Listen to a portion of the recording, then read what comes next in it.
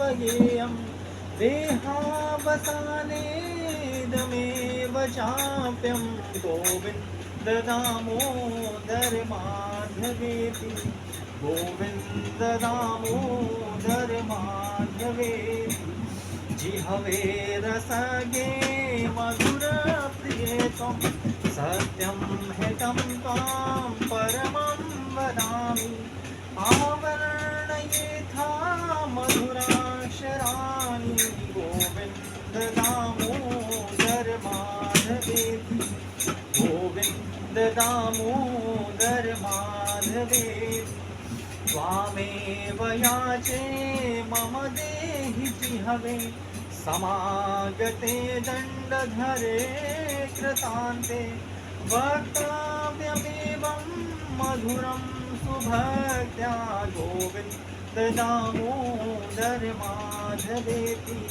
गोविन्द दामोदर माधवेति श्रीकृष्ण राधा वर गोकुलेश गोपाल गोवर्धन नाथ जिष्णु जिहवे पिबस्वामृतमेतदेव गोविन्द दामोदर माधवेति गोविन्द दामोदर माधवेति श्रीकृष्ण गोविन्द हरे मुरारे हे नाथ नारायण वासुदेव हे नाथ नारायण वासुदेव हे नाथ नारायण वासुदेव।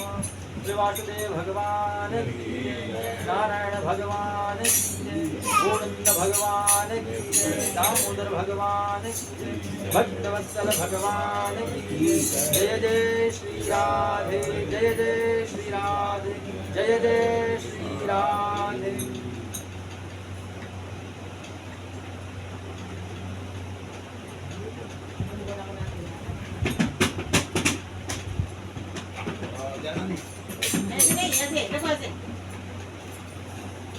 भक्त वांछा कल्पतरु गंभीरधारी श्री भक्तवत्सल श्री राधा गोविंद बाल कृष्ण भगवान के पावन पवित्र चरणारविंदों में हम सभी यहाँ पर प्रणाम निवेदित करते हैं। और आज बहुत सुंदर अवसर है, योगिनी एकादशी के शुभ अवसर पर हम लोग यहाँ मातृ पितृ छाया सदन में एकत्रित हुए हैं और आज श्रीमद् भागवत महापुराण से आश्रय में हम लोग यहाँ पर कुछ तात्विक चर्चा करेंगे। तो हम लोग शुरुआत करते हैं भागवत से। तो यहाँ पर जो श्रीमद् भागवत महापुराण है, एक बार उसका परिचय पहले दे दें कि ये कैसे इसकी उत्पत्ति हुई और क्या क्या इसमें वर्णन है। तो श्रीमद् भागवत महापुराण जो है ये आया है सब वेदों के सार से और इसकी रचना करी है वेद व्यास जी ने।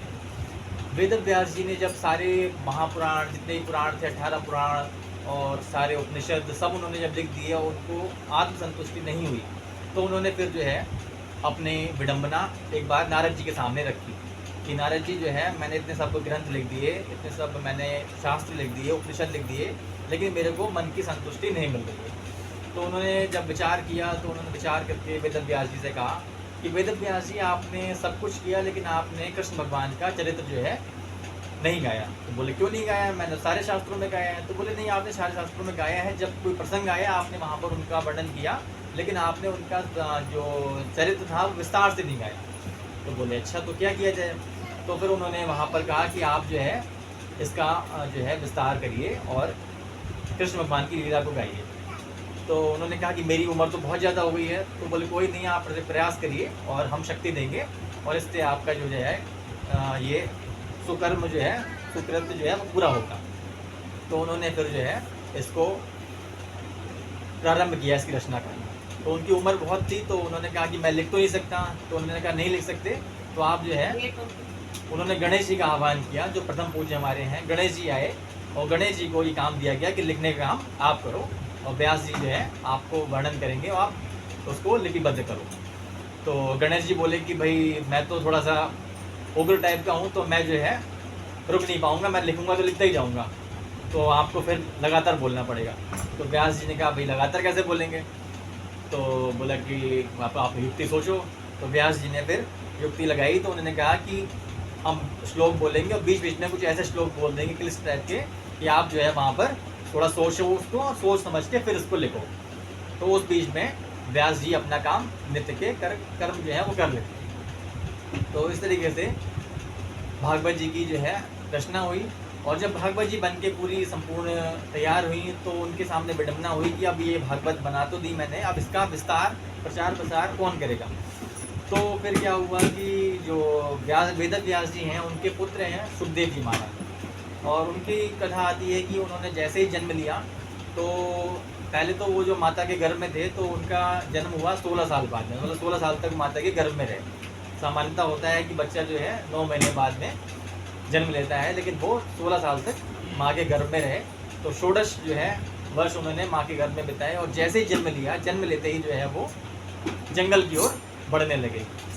तो उनका एक बहुत प्रसिद्ध श्लोक है भागवत जी के महात्म का दूसरा श्लोक है, यम प्रवजन्तमनुपेतमपेत कृत्यम द्वैपायनो विरह कातर आजुहाव पुत्रेति तन्मयतया तर्भो विनेदु तम सर्वभूत हृदयम मुनिमानतोष्णि। यम प्रवजंत मतलब जैसे ही उन्होंने जन्म लिया, जन्म लेते ही वो जंगल की ओर बढ़ने लगे। तो उनके पिताजी जो हैं वेद व्यास जी, वो उनके पीछे पीछे भाग रहे हैं। यम प्रवजंत मनुपेत कृत्यम द्वैपायनो, वेद व्यास जी को द्वैपायन कहा गया है, इनका जो दूसरा नाम है द्वैपायन है। तो वेद व्यास जी के पीछे पीछे भाग रहे हैं, पुत्रेति तन्मयतया तरबो विनेदु, कि पुत्र रुको पुत्र रुको। तो वो तो तन्मय थे सुखदेव जी महाराज, वो तो नहीं रुके।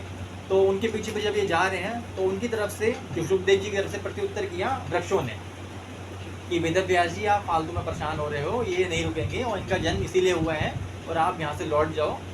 तो जब वेद व्यास जी वापस लौटे हैं तो उन्होंने फिर उनको बड़ी आत्मग्लानि हुई कि भाई मैंने इतना बड़ा शास्त्र और इतना बड़ा ग्रंथ वेदों का सार मैंने बना करके यहाँ पर तैयार किया और इसका प्रचार प्रसार कौन करेगा। तो उन्होंने अपने फिर एक युक्ति लगाई।